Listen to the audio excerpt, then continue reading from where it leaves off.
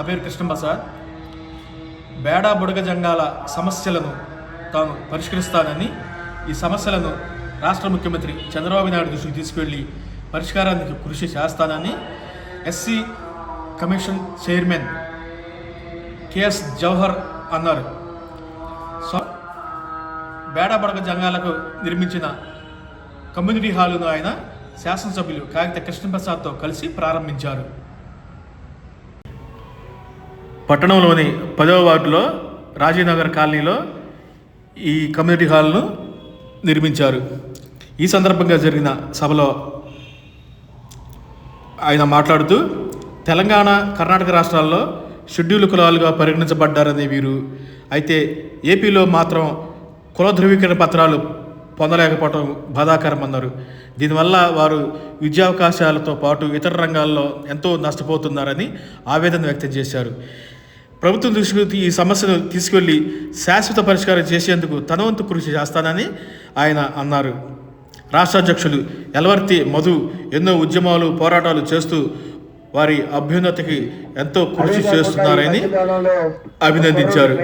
శాసనసభ్యులు కాగిత కృష్ణప్రసాద్ మాట్లాడుతూ, బేడా బుడగ జంగం కమ్యూనిటీకి కుల ధృవీకరణ పత్రం జారీ చేయకపోవడం ప్రధాన సమస్యగా ఉందని, దీనివల్ల ప్రభుత్వ పథకాలు పొందడంలో వీరు విఫలమవుతున్నారని అన్నారు. గతంలో ఈ సమస్యను ముఖ్యమంత్రి చంద్రబాబు నాయుడు దృష్టికి తీసుకువెళ్లడం జరిగిందని గుర్తు చేశారు. అవసరమైతే మళ్లీ ఏపీ ఎస్సీ కమిషన్ చైర్మన్ సహకారంతో ముఖ్యమంత్రి దృష్టికి సమస్యను తీసుకెళ్తామని చెప్పారు.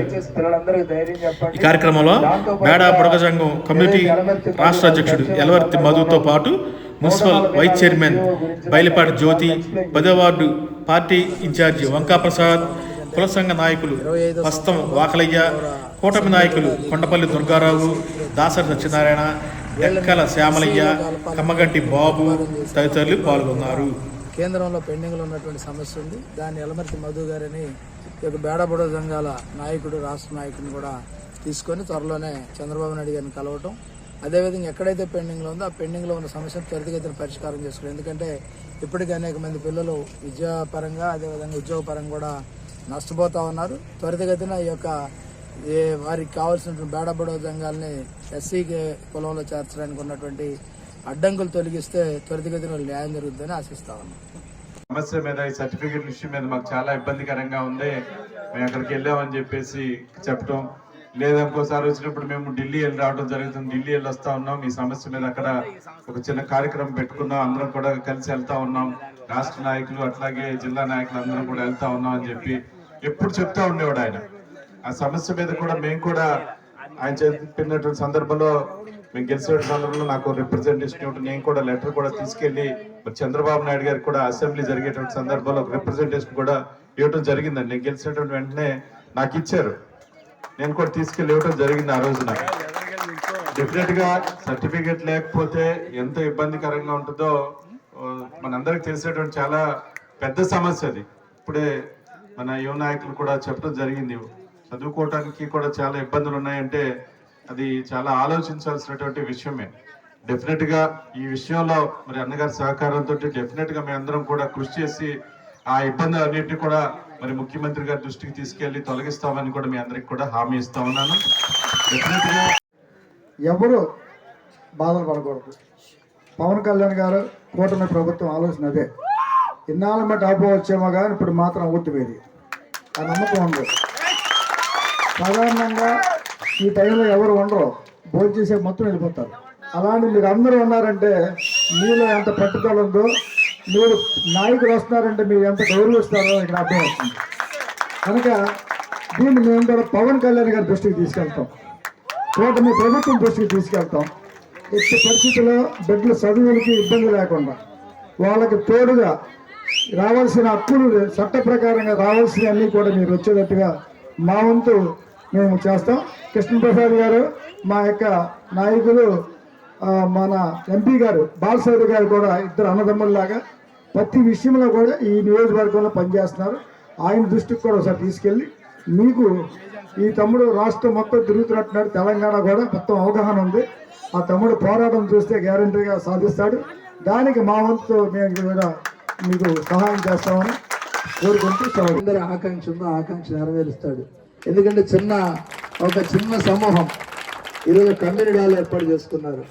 పెద్ద పెద్ద సమూహాలు అడుగుతూ ఉంటే మా దగ్గరకు వచ్చి కమ్యూనిటీ హాల్ నిర్మాణానికి డబ్బులు ఇప్పించండి, ఒక 20 లక్షలు ఇప్పించండి, 50 లక్షలు ఇప్పించండి అని. మరి మీకు ఎవరు ఇవ్వకుండా మీ అందరూ మీరు కట్టుకున్నారంటే మిమ్మల్ని ఖచ్చితంగా అభినందించాలి. ఎందుకంటే దీనిలో భాగస్వామ్యం చేసినందుకు కూడా మీ అందరికి ధన్యవాదాలు తెలియజేస్తా ఉన్నా.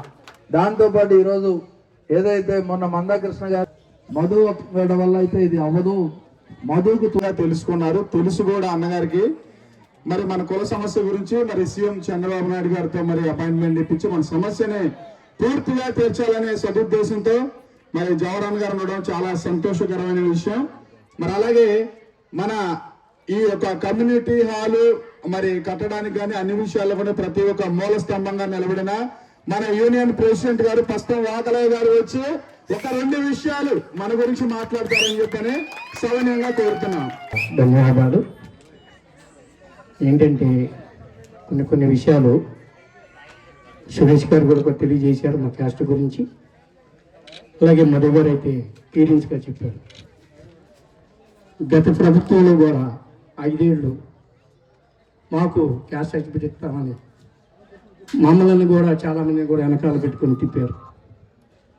చాలా బాధపడినా కూడా అలాగే అది ఇదని చూపించి లాస్ట్ వరకు కూడా మాకు ముందు చేసి చూపించారు. ఏది సంపూర్ణంగా న్యాయం చేయాలని మిమ్మల్ని మనస్ఫూర్తిగా కోరుకుంటున్నాం సార్.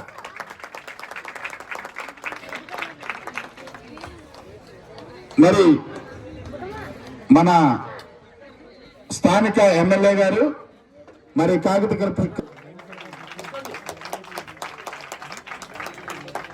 చప్పట్లు గట్టి కొట్టించి మమ్మల్ని ప్రేమించి అభిమానించి మా ఆప్తులని మీరు మీ చిరు సత్కారం.